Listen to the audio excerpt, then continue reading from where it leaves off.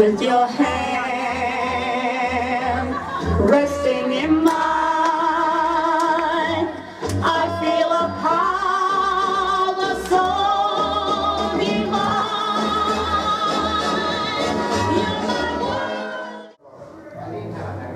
Okay, here's something I'd like to talk to you about, now that we've got a quiet moment. After Kerry Legore passed away, at the time you were not working, and Miss Candy got dubbed by the Real Drag Queens as the matriarch of Melbourne Drag, and then that followed on. I heard other people call her that as well. I'm sure other people have always referred to her as that as well. But you are the other matriarch of Melbourne Drag in my eyes. Not the other. No, it's got nothing, and it's nothing against Candy or Kerry or whatever. Like, I mean, you're an entity, you're a legend of your own. I was the face of drag in Melbourne, right, on the gay scene. And I ran the biggest club. That's what I was known for. But when commercial radio took it, I used to sort of break it up into little territories. Like, I was Queen of Fitzroy Street, Lucy was Queen of Commercial Road, Rosie was Queen of the Peel.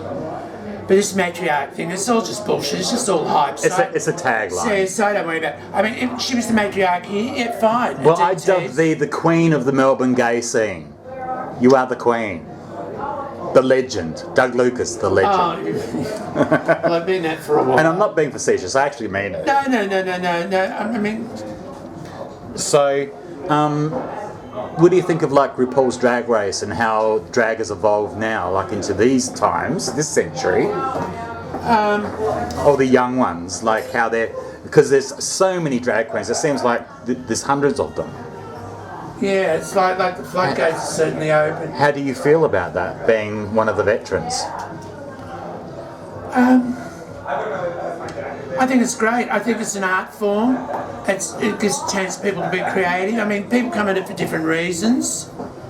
And it's good that they've got the opportunity to do that, and the fact that it's more mainstream, and because obviously as everything becomes more mainstream, it becomes more acceptable. It's like gay people are more acceptable now because people know more about gay people and what's out there instead of all that hidden ignorance, you know, like all gay people, you can't trust them, they're all pedophiles. Yes, all that talk really annoys me. Sort of rubbish things. So drag queens actually are responsible for a lot of the leadership as far as rallying around the community and getting people behind things like in the day with the HIV situation. Exactly.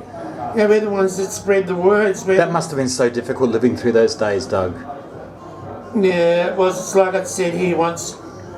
We never went to war like our parents did, like World War II, but we'd gone through a biological war, so we understand loss. We know what it's like to lose people, lose family, lose friends. Yeah.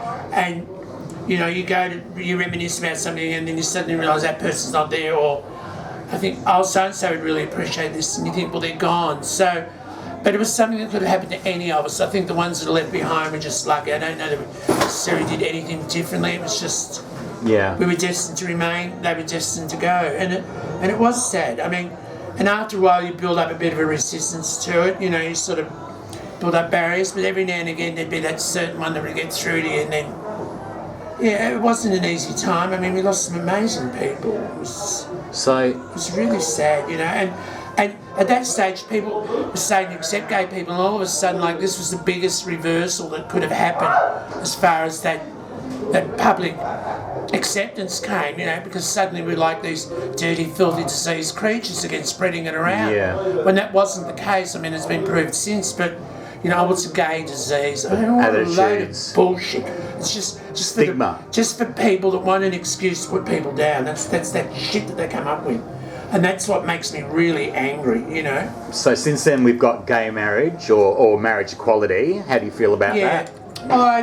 I personally, I think I don't like the term marriage equality. I just believe in the term marriage, you know. Yeah.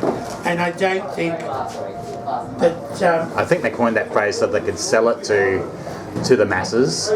But I'm from a generation where I can remember people... Yes, excuse me, girls. Shh. Hello? Hello? Sorry, we're trying to record sound. We're we're trying to record sound. Sorry. That's what I'm saying. Take your conversations out there. Now, what was I talking about? Gay marriage, where people had bought a house, but only it was on one person's name. That person might have died, the family's vultures, had nothing to do with their son because they've disowned him, suddenly moved in, picked the bones, cleaned the house out, thrown the other person out of the house. They had no legal rights to it. They could stop that their son's or daughter's lover from visiting them in hospital. They had no say about funeral arrangements, what they wanted, and they're virtually out on the street. Just unfair. And I mean, this is even before superannuation and everything came in. And this is what I explained to people when the marriage equality thing was going on. This is to give us legal protections that you take for granted. It's about equality. And as for you owning the word marriage, well, if you look at a third to half of marriages end up in divorce, people bloody cheat and everything else. Yeah. What a fucking cheek to make us go and beg for something that is right. It's a human rights issue. Yes. And it's something that I feel strongly. Not because I want to get married. I'm at that stage where I'm really. You don't want to not get married? You've never been into I don't. No, look, I don't think I have in the past, but no, I'm over all of that. But I think for the young kids, it's great. They don't realise how lucky they've got it. I mean, I can remember in the early days they used to have dances, gay dances. The police come to check on the licence, you grab the nearest lesbian, you try and make out like you're a straight couple, You always in fear that somebody will come up and punch you in the face because you might be a bit girly or a puff or, Hearing about it and living through it are two things and I'd like to have. from the generation before me, it was even worse. I mean, you could be jailed. Yeah. For things. Well, I mean, you could when I first started out too. It was highly illegal. I mean, illegal what? To go against human nature. Gay people have been around since bloody time immemorial. It's not a bloody trend, and I get really pissed off when people go, well, that's your choice. And I go, listen here, mate, what would you know about it? Get the nails Do you think out. we bloody choose to swim up streams because we're fucking masochists? When did you decide to be straight? True. What's the same with us? Yeah. And it's not our preference, it is a reality. Yeah. We don't suddenly wake up one day and think, oh, I'm going to turn gay. I think I might be gay today. I'm going to go against everything. Family teachings, I'm probably going to lose my friends, lose my job. Yeah. Be vulnerable. Because of what? Because I decided I want to be myself. That's why I get annoyed with them. And like, you'd be out with a couple of friends having lunch and you have a few drinks and you get a bit loud and you notice table snickering, going, oh, look at those puffs over there. Well, I used to go up, slap the table and they'd jump. And I'd go, excuse me, do you have a problem with my friends and I being gay? And they go, yeah. I'd go, well, listen, mate, that's the first step towards getting help, is realising you've got a problem. Your problem, you deal with it. Good on you. Back off. No. Sorry, but it's one of those things, I just get annoyed, It's your choice, it's your preference, you choose to do this, go on. Well, we've got it now, and fuck them. That's what I reckon. Exactly. No. So none of their business. And I can't understand straight people, only certain straight people. Yeah. Obsession about what gay people do in their bedroom. Like we sit at home and fantasise what they get up to. They still exist. I don't ask my brothers They're or my upset. sisters They're what upset they do. about the War Memorial having rainbows. For God's sake. That's business. It's 2022. For God's sake. How people can get upset. I mean, anyway. Let's change lanes to something brighter. Now, you've had a big career on the gay scene. I'm sure you've seen some crazy things happen in your time. What's the craziest thing you can remember? Has anything come to your mind? Oh, at the moment I'm trying to concentrate on my face. Look. No. Look, I'm sure there's hundreds of different things, What about backstage squabbles and things? Well, that's where we were really lucky at Pokies. We all got on well, and that's not BS. That's the honest truth. Well, you're all still friends today. today. We were like a family. We were like a family. I mean, we spent a lot of time together at rehearsals. In the early days, we used to go and visit one another, but when the shows became bigger and we spent so much time at rehearsals, we virtually got out of doing that. But, no. So... And if there was one or two in the past that bloody stirred the pot, I got rid of them as quick as a flick. Yeah. It's called Get Rid of One Bad Apple Before, they set everybody else off.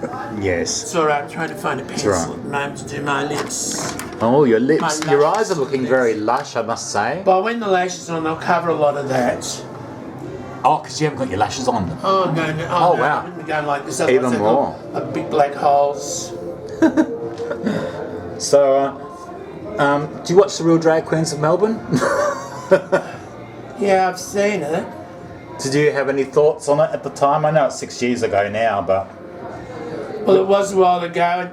I don't really get on the computer until 2 or 3 in the morning, I'm a bit of a night owl, so...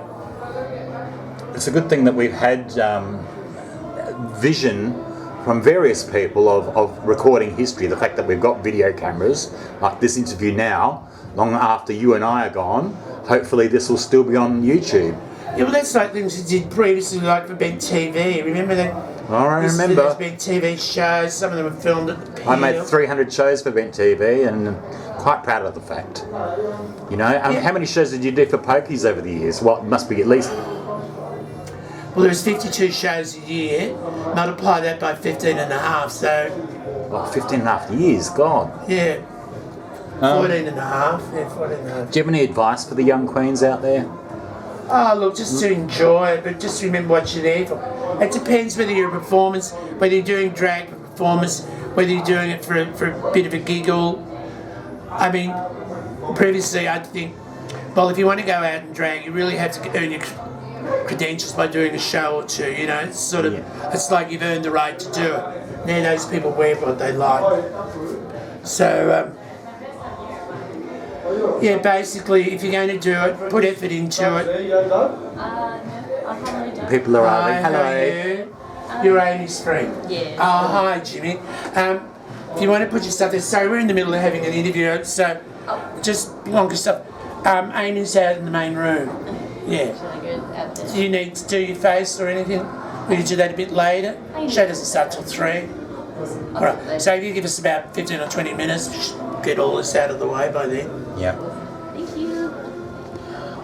This is the first night we're having a drag king on the show. Are you? Yes, that'll be Fantastic. fabulous. You're yeah. very progressive, Doug. Hello, how are you? Which